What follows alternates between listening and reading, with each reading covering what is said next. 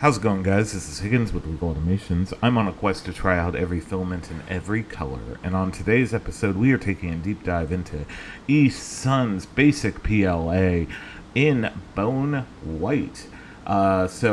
Used eSun before, no real major issues. I do not really particularly like their whole laminated cardboard box thing. It just makes it a little bit more difficult to break down. They do come in these nice cardboard spools, though, which is always good to see, as well as the easy to open little tabs here. I would obviously prefer a Mylar bag or something to keep out UV, like light, but look, I'll take what I can get.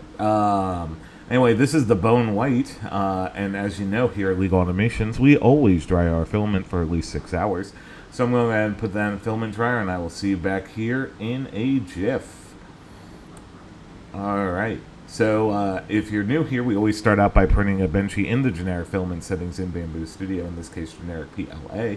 We're going to go ahead and get that sliced up, and should take just shy of an hour. We're going to send that over to the printer and get all the other test prints done. So I will see you back here shortly. And here they are. So we're going to go ahead and get started with that generic benchy. Overall, I'd say pretty good. No real major issues as far as I can tell.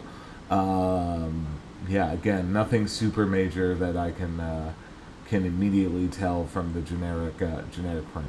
Next up, we have the dimensional cube. This is printed 40 by 40 by 40 millimeters cube.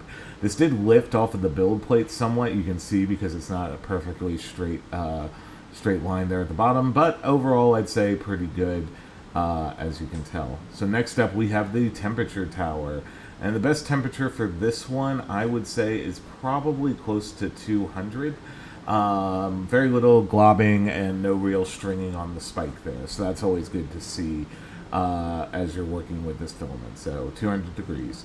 Anyway, this one, this retraction test, this has a lot of no real stringing and nothing really to write home about with that. Max volumetric speed test. This one performed absolutely beautifully at 20 millimeters per second cubed. Overall, I'd say pretty good and very, relatively quick. Anyway, this is the overhang test. The overhang test did fail, as you can see there. There was a little bit of loss of detail as early as 30 degrees. So just something to be on the lookout for if you're looking at working with this filament. Anyway, we got the benchy dialed, or the filament settings dialed in. Everything I changed is down below, and it looks pretty good. Anyway, over at Amazon, you can pick this up for less than $14 at time of filming.